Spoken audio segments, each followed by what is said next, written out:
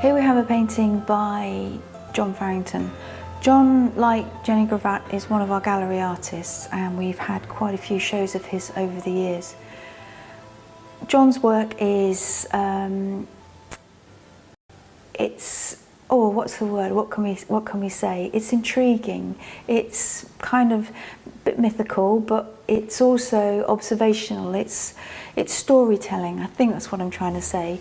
John tells stories, and these stories come from people that he knows, people that he's met, experience that he's had in his life, events, folk tales, all of those kind of things. And then John, endless drawings, he puts them all together and makes these wonderful paintings. Some of them not always pretty paintings. One of my favourite paintings of John's is the lady. She looks like she's kissing frogs, and there's a little guy peeping through the hedge, and I think that was John, and he thought that she was kissing the frogs, but she's not. She's actually inspecting them to make sure that they're okay, because obviously I bet she's going to sell them. So why don't we go and listen to John now talking about his paintings. This is someone I saw just with, I think it was one puppet or two puppets, as a street performance. And they were very crude, they were not clothed at all, they were just these wooden pieces put together with little screw eyes and hooks. And he had some music, tape music, and he made them dance. And then I saw my son, who started playing, well, he does play the guitar and the banjo very well indeed. And he did a bit of street performance, and he made one of these puppets that danced as he played, and he worked it with his feet. And this little man used to dance, and I think there were two of them. I think there was a man and a woman that used to dance. And they were very crude, like these, just simple, but they were quite effective. You could make them do all sorts of things. I became intrigued with this puppet idea. And also at art school, many years ago, we had to do a course on puppetry. We had to make a puppet and we had to put on a puppet performance. It was the tradition of this art school at Dudley. They did this every Christmas, really, for the schools to come and see. And that was a good thing to do. You know, to have to do all the sets and to actually carve all the limbs and the heads out of nice soft wood. I think it was one of the fruit woods we used to use. And you'd spend quite a bit of time designing and then carving these puppets and then making them work. And working out the actual sticks that they used to work the arms and the legs and the head and all this. Quite complicated. So that was quite a nice thing to do as part of the course. Well, I left school when I was 16. I went to a grammar school. I did apply for a job in Liverpool working on a whaling ship. And they didn't reply to me, and I thought, well, that's it. So I took this other job that I had working on the farm. Apparently it's horrific on those whaling ships, but it would have been quite an experience. And I went to work on a farm up in Wales, Welsh Black. He was quite a feisty character, he was. But the chap with me, who was a dairyman, he'd been in the war, and he was in the Navy, and he was in bomb disposal, taking a bomb out somewhere. And it blew up on them, and he lost his leg, one leg, and he lost one hand. And he had prosthetic leg and prosthetic hand. He went in with the bull, and I could hear him shouting one day, and he was on the floor, and the bull was got him, I thought, and he was shouting at me, and he just wanted me to unstrap his leg, because the bull's horn had gone through the tin leg. And was pinning him down. So I had to get in and undo the straps on his trousers and leave the leg with the bull. And he came out. So you're joining us in our John Piper room. We have a special dedicated corner of the gallery to John Piper's work. Over the last 20, 30 years, we've probably become one of the, if not the preeminent gallery dealing in Piper's work. And he's become a real favourite with our customer base.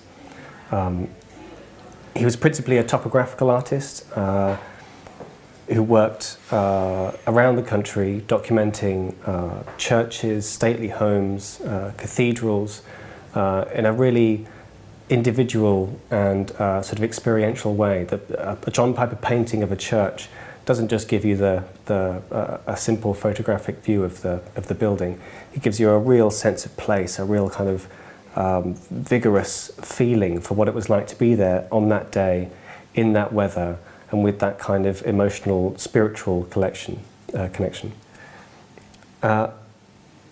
Lots of Piper's work, if you know it, is characterised by these sort of very violent, squally skies.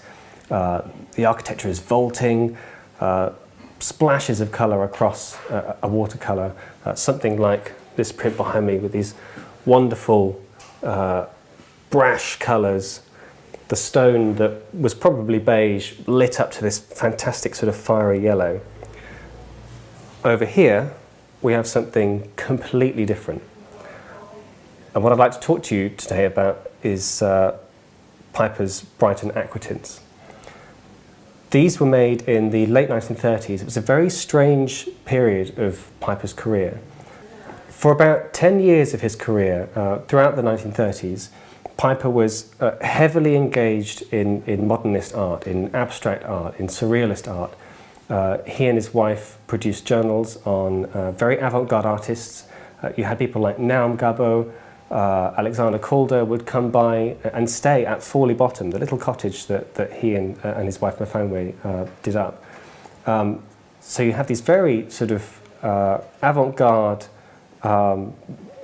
quite aggressively modern artists staying with Piper. And then you have him producing something like this. This was towards this period of his life, when he was starting to move away from this abstract world, this very sort of aggressive world that he'd been involved with, into something a little more individual. Brighton Aquatints was 12 etchings, a set of 12 etchings, all scenes of Brighton from different points of view, not necessarily the most popular perspectives, though we get the wonderful pier, we get the Regency hotels, but also some slightly more obscure views of the city. And Piper chose it really because, as well as being an important tourist town, it has this wonderful sort of architectural melange through the town. These wonderful different styles, very strange Regency projects, moving into sort of Georgian terraces. It's a very interesting mix of architecture. Now, in the 1930s, Piper made a very important set of friends. He was writing at the time for a journal called Architectural Review, and he met there the future poet John Betjeman, who was then writing as an architectural journalist, and the writer Jim Richards, who was the husband of Peggy Angus, who was a relatively famous painter, sort of Bloomsbury set painter. And during that time, Piper and his friends that worked for the journal would sort of drive off into the country, and they would find strange corners of English architecture, sort of Gothic churches,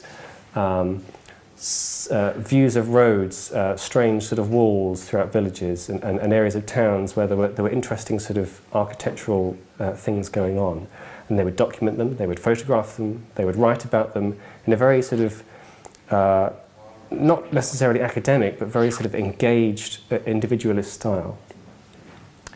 So in the late 1930s, Piper was making abstract collages on the beaches when he decided to go make this series of prints on Brighton.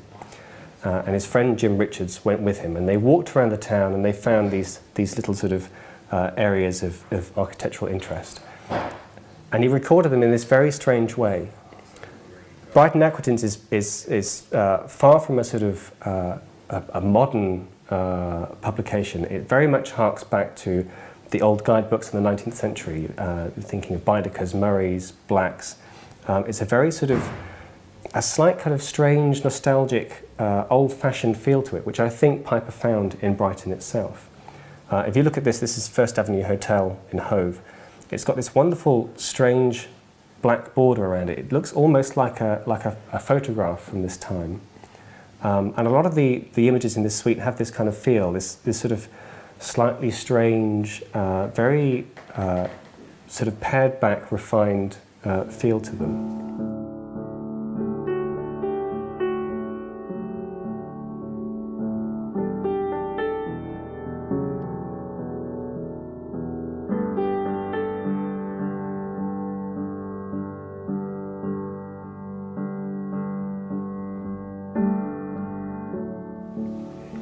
This was a series of etchings with aquatint. The etching process is quite involved. It involves a metal plate. It's normally copper or zinc, maybe. And on that plate is laid a ground of wax. And through that ground, the artist scribes the sort of drawing, the lines that he would like to make, sort of lines you get around here, maybe.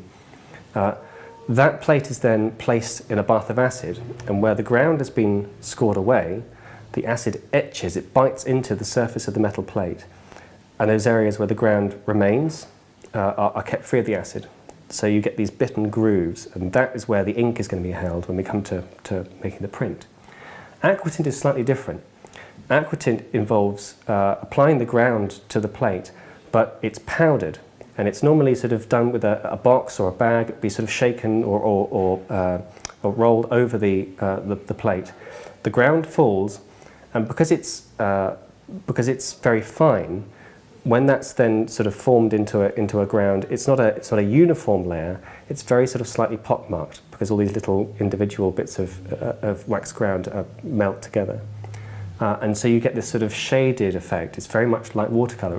It was popularized by Goya in the 1700s, the late 1700s, and it was really the first time that a new way of developing tones that you could get in painting could be applied to etching in a way that wasn't just using hatching. So we've got another print here. This is Mixed Styles, Regency, Victorian, Modern. This sort of gives a feel for what Piper and Richards were looking for, and Betjeman. The mixture of different architectural styles that you get throughout Brighton. I love that in Piper's work, and particularly in this series on Brighton, he took the seascape, popular tourist trap, and in typical Piper fashion, he's made it gloomy again. The colours are sort of quite downcast. There's a sort of slight drizzle to the place.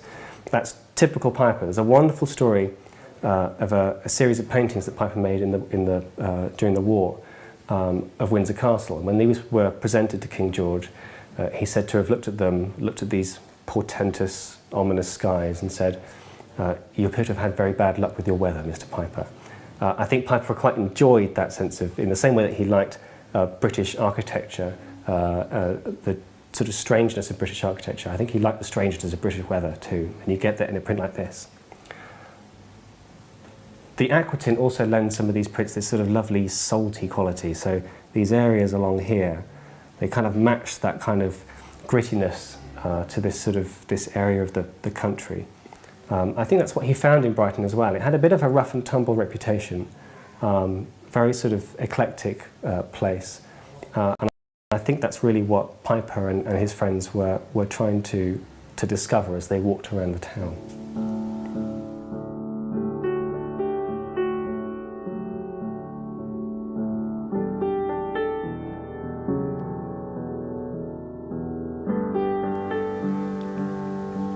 This particular Brighton Aquatint series that we're showing is particularly special because Piper made 55 editions, which were all hand-coloured. Here's Brighton from the station yard. This was one of the more unusual views that was chosen by Jim Richards. He recommended it to Piper. He knew the town well. So you get these wonderful rows of the terraces that come across here, and this sort of strange effect through the back. 55 sets of 12 etchings, that's what, 660 prints? That's an awful lot to hand colour in the space of a few months over the summer.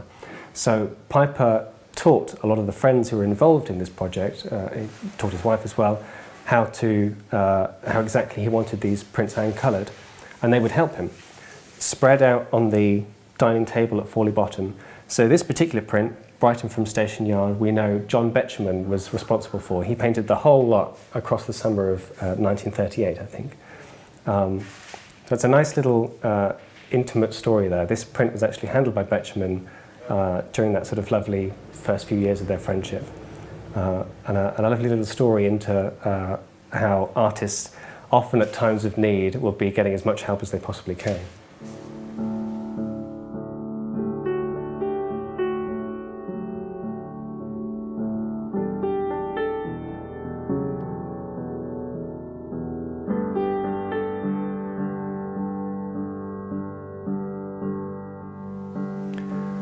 This is the wonderful Brunswick Terrace, which I'm sure people who know of Brighton and Hove will recognise. It's really a strange chapter in Piper's life. This is not really any other print series that he did like it. And quite quickly after the war, he was working in lithography, screen printing with Chris Kelper of Kelper Studios. So this is really a very peculiar, almost unique chapter in this particular part of his life. I love this slight nostalgia about them. There was text to accompany each print that Piper wrote himself, and it has this wonderful sort of idiosyncrasy to it. But there was also text that was commissioned by Betjeman, I believe, from Lord Alfred Douglas. A very strange figure to have chosen. This was Oscar Wilde's ex-lover, but he at the time was living in a sort of loveless marriage, a marriage of convenience really, in Brighton itself. And he penned this wonderful sort of profile of Piper's prints, this strange piece of text that talks about his childhood, how he used to get taken to Brighton by his sort of fairly rigorous and unloving father, and sent with money in his hand to go and play in the arcades. He thought that they had this wonderful sort of mixture of melancholy and joy and eccentricity to them, and I think that's exactly what we get in a print like this and across the series. This is a wonderfully rare and interesting and sort of offbeat suite of prints. We've only ever had the hand-coloured edition once before, so this is really the last time that we expect we might see it for a long time. A purchase of one of these prints, which you'll find below this video, comes with a free copy of John Piper's Brighton Aquatints, and this is a new book by Dr. Alan Powers, and it gives a fascinating deep insight into all of the different influences that went into this series, the different projects that were involved in it, the different people who were involved in it, the sort of precedents for people taking on this topic of Brighton. It's a fascinating read, so a free copy with each purchase. This is one of my favourite suites of prints to have handled, to have enjoyed over the years. It's a very strange thing, very unusual in Piper's oeuvre, but that's what I like about it. And I think many of our Piper aficionados, our Piper customers out there, will get a real buzz from some of these prints.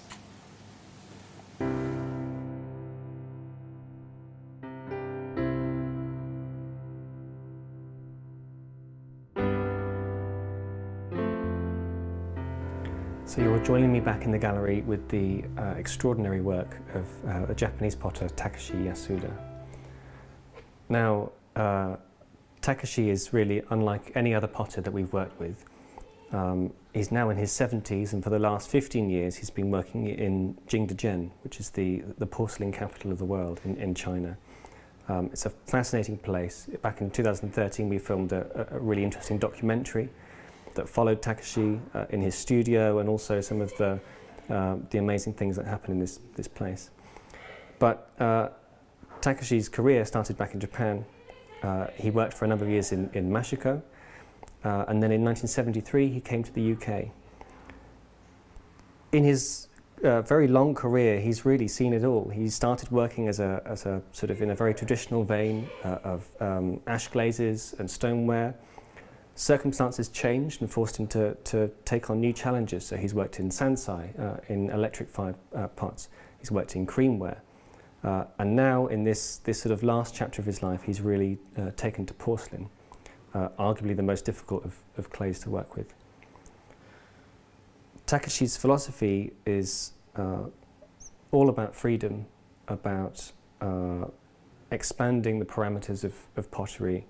There's no dogma to anything that he does. There's no sort of a fight between function and form, between tradition and modernity. He's always been about simply making and seeing where the clay takes him. And I think you can see that in his pots. They have this wonderful freedom to them.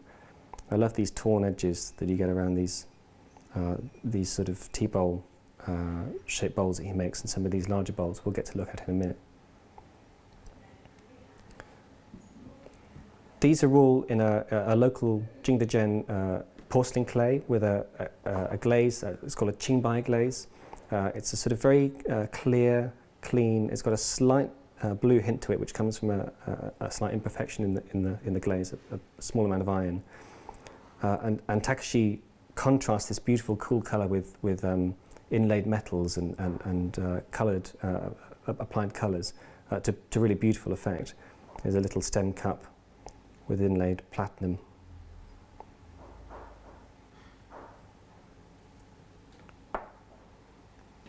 And then, even more magnificently, in these beautiful handmade boxes, we find work with inlaid gold, which has become something of a Takashi signature over the years. I love the decoration on the sides of these tea bowls. This, I think, is produced using the same cheese wire that you would normally cut a bowl free from the batten after you've thrown it. A lot of what Takashi does is very high risk. He's working with porcelain, which is very loose. It's very difficult to get sort of real structure into it. And a lot of what Takashi is trying to get it to do is really it's a high wire act. It's balancing on the very edge of thinness, of roughness, of form, and that's particularly obvious in what I think are his best works, which are these large torn edge bowls or dishes. I love everything about the forms of these pots. This kind of rim that gets pushed up when Takashi's throwing them, which catches this cool glaze, so you get a bit more of that blue coming through. I love the finger marks that are left in the clay as it's been picked up from the batten. These large sort of bulbous areas which have been made by pushing the hand through. You can actually feel your thumb getting caught in that hole there. There's another one on the other side here. So the whole thing has a kind of evenness to it, but also a kind of rhythm, a movement.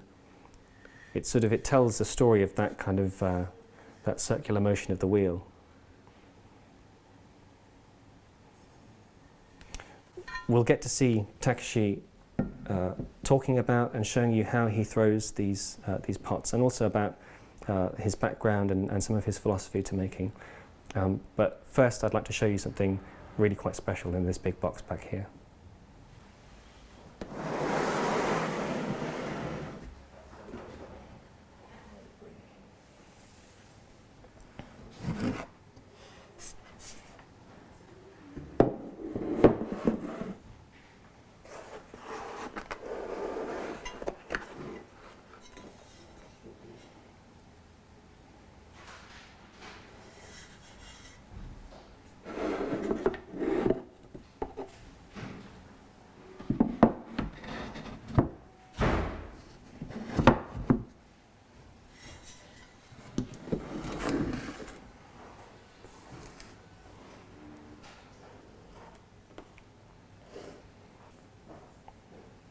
Isn't this just magnificent? Again, this beautiful colour that's come in here. I love how forced up this ridge comes here. This is a real sort of dramatic line to this ridge up here. I won't spoil the secret of how he achieves that. We'll show you that in just a second. I think this is a really interesting and modern take on porcelain, which has got so much history to it, so much tradition behind it, and to be doing it in Jingdezhen, where so much of that history has been forged. I think it gives Takashi's work a really kind of special flavour. We're going to cut now to a clip of Takashi talking about just how special he finds this material, and you'll be able to see how these pots are made. I don't make my own clay, I buy. And amazing, I buy glaze, which I never did in my life. You know, but then particular glaze I use, which is sometimes called in chain or chimbai. This is a very early Jintichen glaze. Past 300 years in Jintichen, Jintichen didn't use any other glaze but this. This is transparent glaze with a slight blue tint in it. This blue tint comes from a small percentage of impure iron in material in it. So naturally it makes this color.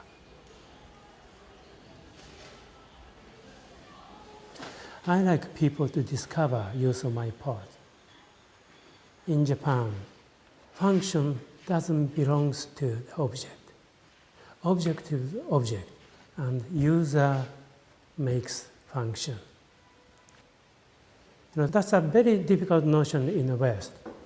That's the limitation we have with our attitude to functional wear. When that became clear, I realized, yeah, I can make cup and saucers, but I can make anything. I don't need to name. I can just make things and then think how to use.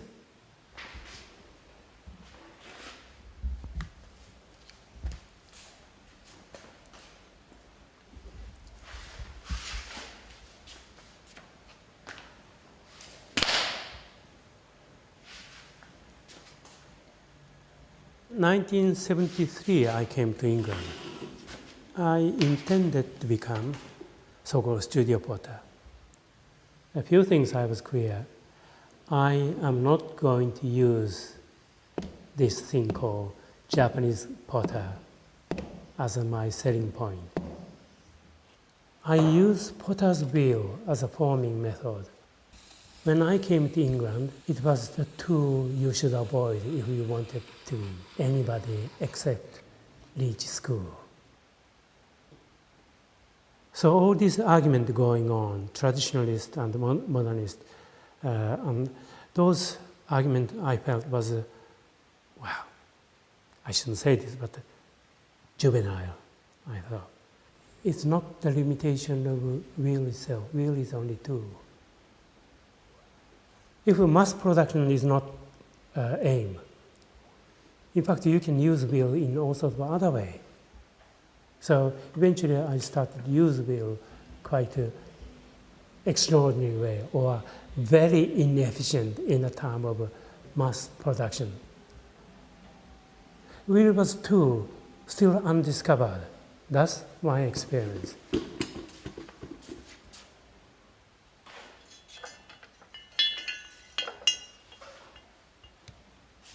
When I came to Jintichen, I thought maybe that can be said in industrial technique as well. And just a quick update, if you caught our broadcast on Monday with the wonderful La Vie lithographs by Fernand Léger, we've got a number of them framed up behind me here, looking really beautiful with those torn edges, ready for a new home.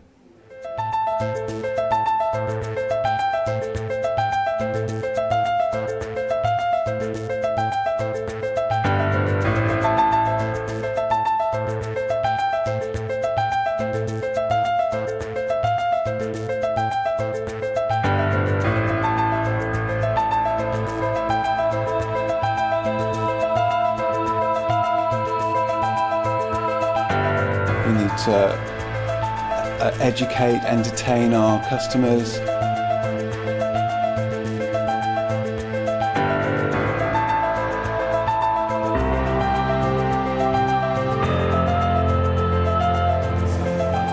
Okay, so now we're going to look at some other of his prints. I'm thinking very seriously about stopping making pots. It was nothing forced. and I think his jogs are really the epitome of that. Hello, welcome to today's broadcast from the Goldmark Gallery. One of my most regular places to visit up in this part of the world is the Goldmark Gallery.